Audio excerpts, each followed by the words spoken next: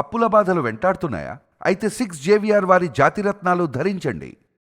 సికింద్రాబాద్ స్వప్నలోప్ కాంప్లెక్స్లో ఒక ఘోరమైన అగ్ని ప్రమాదం చోటు చేసుకుంది. అయితే సమయానికి ఆ కాంప్లెక్స్లో ప్రమాదం జరిగిన సమయంలో ఎవరు లేకపోవడంతో వెంటనే అక్కడున్న స్థానికులు ఫైర్ సిబ్బందికి సమాచారం అందించడంతో వెంటనే స్పందించిన అధికారులు అక్కడికి వచ్చి మంటల్ని అదుపు చేసే ప్రయత్నం చేస్తున్నారు. అయితే ఇంకా కూడా సహాయక చర్యలు కొనసాగుతున్నాయి. ప్రస్తుతం అక్కడ ఏదైతే సికింద్రాబాద్లో చాలా రద్దీగా ఉండే స్వప్నలోప్ కాంప్లెక్స్లోని ఫస్ట్ ఫ్లోర్లో దేవుడి వద్ద పెట్టిన దీపం కారణంగా ఈ యొక్క అగ్ని ప్రమాదం చోటు చేసుకున్నట్లుగా మనకు ఫైర్ సిబ్బంది అయితే చెప్తున్నారు. అయితే ఈ ప్రమాదంలో ఎవరికి ఎలాంటి ప్రాణ నష్టం జరగలేదు, కానీ ఆ ఫస్ట్ ఫ్లోర్కి సంబంధించి ఆ ప్రైవేట్ కార్యాలయానికి సంబంధించిన ఆ వాల్స్ కావచ్చు, సీలింగ్ కావచ్చు, మొత్తం కూడా కాలిపోయిన దృశ్యాలు మనకు దర్శనమిస్తున్నాయి. అయితే దీనికి సంబంధించి స్థానికులు వెంటనే అధికారులకు సమాచారం అందించడం ఒక పెను ప్రమాదం తప్పిందని చెప్పొచ్చు. ముఖ్యంగా ఇలాంటి ఘటనలు మనం చూసినాం. హైదరాబాద్లో మొన్న అమీర్పేటలో జరిగిన సంఘటన కావచ్చు, అదేవిధంగా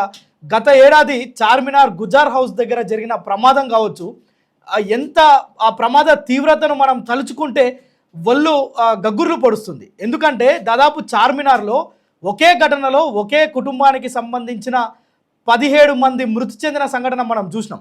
సో అదే క్రమంలో నిన్న లక్నోలో ఒక ఇన్స్టిట్యూషన్లో జరిగిన ప్రమాదం కూడా మనం చూసినాం. కాలిన గాయాలతో వారి ప్రాణాలను కాపాడుకునేందుకు సెకండ్ ఫ్లోర్, థర్డ్ ఫ్లోర్ నుంచి కిందికి దూకిన సంఘటనలు, అంటే అలాంటి విచారకరమైన సంఘటనలు మనం చూస్తున్నాం. అయితే హైదరాబాద్ లాంటి అతి రద్దీగా ఉండే సికింద్రాబాద్ కావచ్చు, ఇటు అమీర్పేట్ కావచ్చు, చార్మినార్ లాంటి ప్రదేశాలు కావచ్చు, అదేవిధంగా మొన్న నాంపల్లిలో ఒక ఫర్నిచర్ షాప్లో జరిగిన ప్రమాదం కావచ్చు. పాపం చిన్న చిన్న పిల్లలు, అభం శుభం తెలియని పిల్లలు కూడా ప్రాణాలను కోల్పోయారు. కొంతమంది మొత్తం కూడా శరీరం అంతా గాయాల పాలై ఆసుపత్రిలో చికిత్స పొందుతున్న సందర్భాలు మనం ఎన్నో చూసినాం. కానీ ప్రస్తుతం స్వప్నలోప్ కాంప్లెక్స్లో జరిగిన ఈ ఘటనను చూస్తే అక్కడ కేవలం దేవుడి దగ్గర పెట్టిన దీపం కారణంగా ఈ యొక్క ప్రమాదం జరిగినట్లుగా మనకు తెలుస్తుంది. అయితే ఆ ప్రమాద సమయంలో ఆ ప్రైవేట్ కార్యాలయానికి సంబంధించిన వ్యక్తులు లేకపోవడం ప్రాణాపాయం తప్పిందని చెప్పుకోవచ్చు. అయితే ఇలాంటివి పునరావృతం అవుతున్నప్పటికి కూడా మనం చూసినాం, గుజార్ హౌస్లో అంత పెద్ద ప్రమాదం జరిగినప్పుడు ఆ యొక్క చార్మినార్ ప్రాంతమే కాదు, హైదరాబాద్ దేశం అంతా కూడా ప్రధాని నరేంద్ర మోడీ స్పందించి ఆ కుటుంబానికి ప్రగాఢ సానుభూతిని ప్రకటించిందంటే ఆ ప్రమాద తీవ్రత దేశం మొత్తాన్ని కూడా కదిలించింది. మరి ఇలాంటివి జరిగినప్పుడే అధికారులు స్పందిస్తుంటే ఇలాంటి ఘటనలను ఎలా అడ్డుకోగలుగుతాం?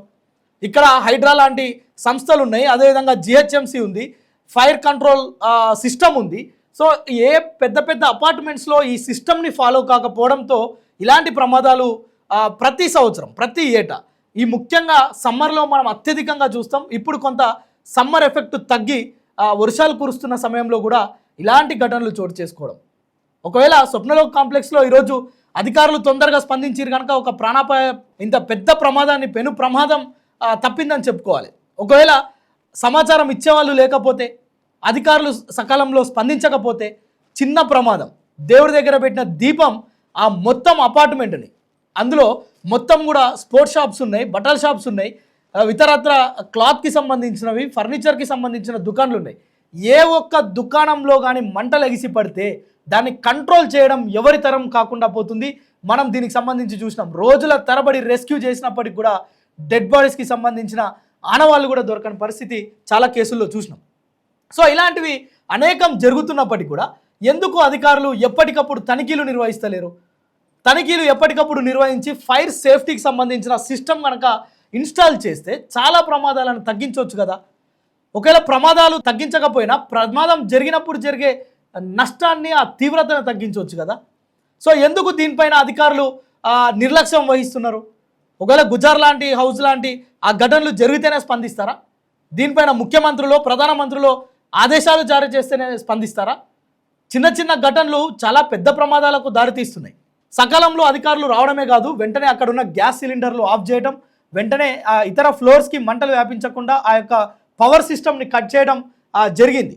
సో మనం అక్కడున్న ప్రత్యక్ష సాక్షులు చెప్తున్నారు, ఈరోజు చాలా పెద్ద ప్రమాదం తప్పిందన్న అని చెప్తున్నారు. అక్కడ ప్రత్యక్ష సాక్షులకు ఫోన్ చేస్తే, ఫైర్ సిబ్బంది కూడా ఫోన్ చేస్తే చాలా తొందరగా మేము స్పందించబట్టి ఒక ప్రమాదం తప్పింది. ఒకవేళ ఇది కనుక మంటలెగిసి పడితే కనుక ఈ కాంప్లెక్స్లో ఈరోజు ఎంత పెద్ద ప్రమాదం జరిగేదో అని చెప్తున్న పరిస్థితి.